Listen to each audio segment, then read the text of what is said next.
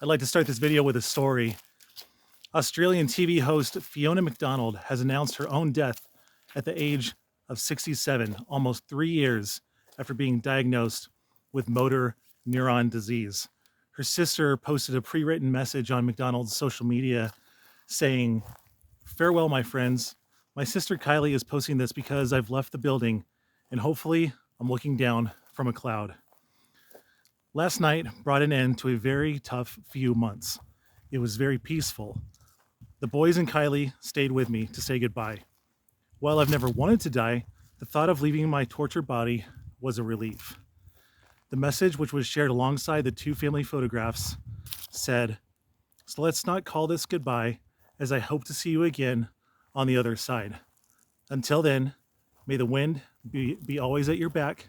May the sun shine warm upon your face. May the rain fall softly upon your fields until we meet again.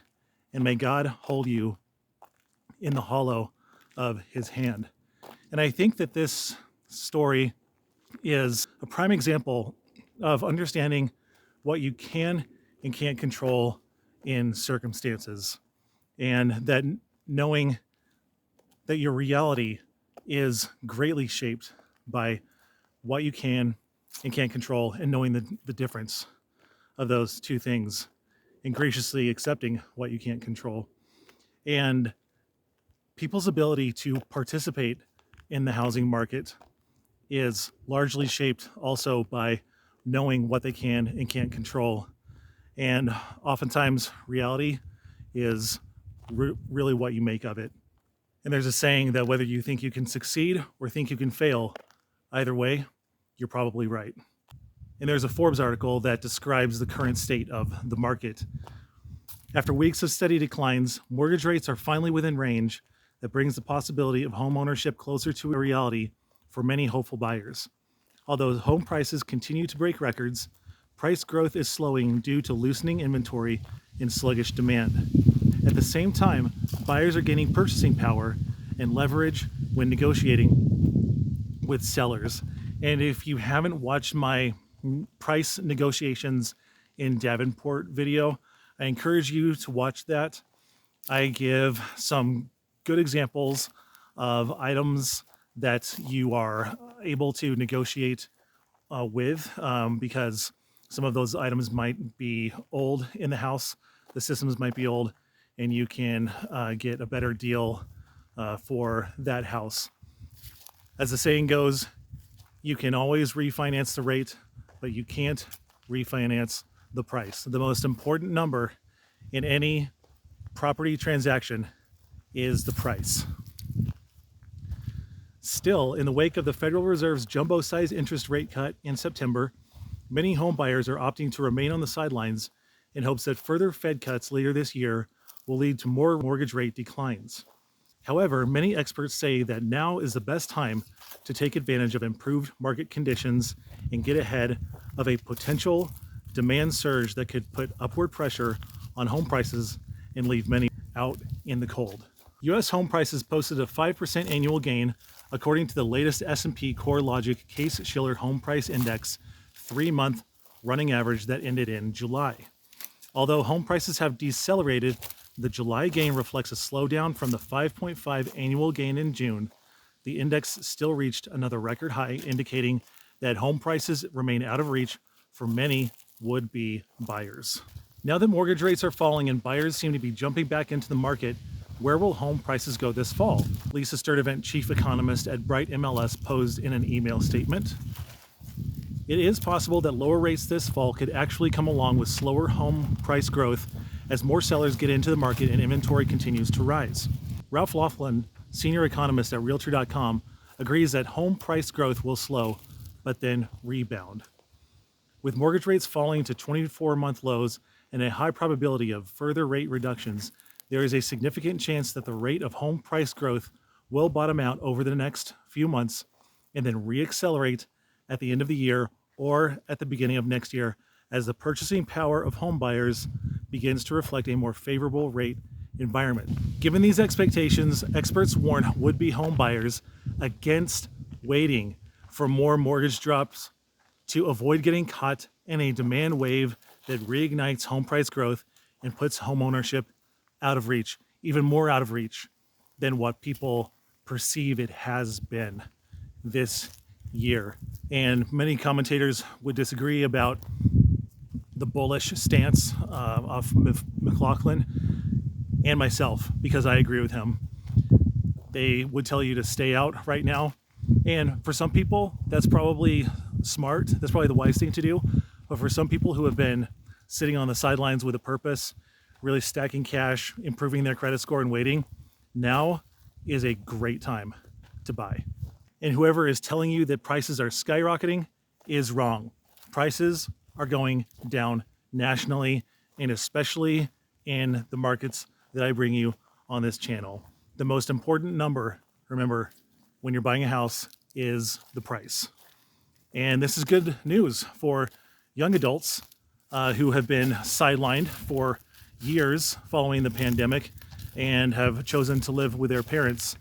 According to a Harris poll for Bloomberg, roughly 45% of people ages 18 to 29 are living at home with their families. That's the highest figure since the 1940s. According to a Fox Carolina article, it's been found that 1 in 4 people aged 26 to 41 live with their parents. Recent data from propertymanagement.com finds that half of young adults move back home to save money, and 40% say that rent is unaffordable. What's not surprising is 30% also say that they prefer living with their parents. I can understand wanting to live with them because it's just outright unaffordable in your metro area. If the average rent is $2,000 for a 1-bedroom, I think it's a smart move to move in with your parents and just stack cash. That's a great reason to live with your folks. And one of the best commentaries by a person living with their parents that I've seen reads, I would say yes, living with your parents may not be a bad thing. Own that uncomfortable feeling and take this time to actually better your situation. Being present in your discomfort, reflecting on how you could have made better decisions, and planning for the future is usually a good thing. I strongly agree with this person. And in another video I did, I talked about multi-generational households who are combining their resources to buy homes. And there are many ways that a parent could help their children become homeowners, not just by being co-borrowers, in which case they would be entitled to any equity in the house, and they would typically live in the house. They would be co-occupants in the house. But another way to do it is to be co-signers. And in this case, they wouldn't have any equity stake in the property, and they're typically not living there. Co-signing is usually used when the borrower just needs a voucher, someone to back them up and be basically the fall guy in case the primary borrower fails on the payments. The bank will know that the co-signer is good for the money, that they have the credit, the income, and they'll make that loan from the bank more safe for them. And so what this also does by being a co-signer on the loan is that it helps children get into a house that they may not have the income qualifications for, and they're not able to make the payments. This is what the article says.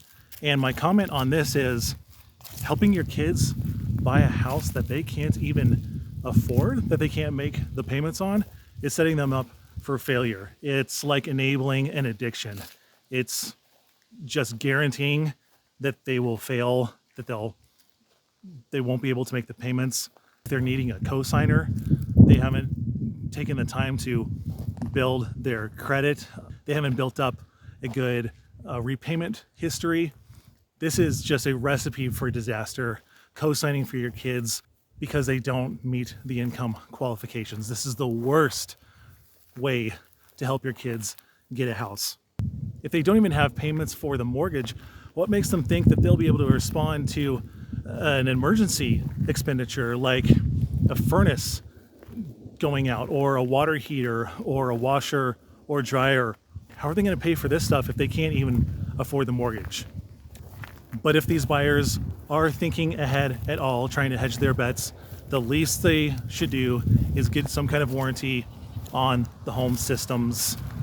And this would be one way of ensuring that they'll pay only a fraction if any of their systems go out for any reason. An analogy I use to compare this to is that you could buy a car for cash and feel good about that not having car payments, but you're still going to have an income to pay for the insurance and the gas to make sure the thing runs. So I think being a co-signer for your kids because they don't have the income requirements is a terrible idea. So for any prospective young home buyers, I would say look at the reality of your finances, look at the reality of the housing market, do the math, and act accordingly. Markets cycle, homes go off the market, homes come on the market. People have to move for every kind of reason. People don't always plan their moves. People pass away, people get divorced, people have a job situation that changes, they have to move across country. Things happen and people always have to move, so there will be homes available. And when it comes to buying a house, just remember that you do have a choice. You can wait or you can get into the market. It's not imminent like what happened with the woman at the beginning of this video in the story that I told. That was something that she couldn't control, but she did have a choice to know what she could control and what she couldn't control, and allowed that to shape her perception of the reality of her situation. And you can do that too. As a prospective home buyer, you have a choice to view your situation as one that's helpless and hopeless, or you can view it as an opportunity to really position yourself and become a strong prospective home buyer. Really get your credit and your money, your employment, all in order so that you are a strong purchaser. But you really have to ask yourself, how badly do you want it, if you want it? Do you want it bad enough to get a second or third job? Do you want it bad enough to work the late shift, the graveyard shift? Do you want it bad enough to sacrifice your social life?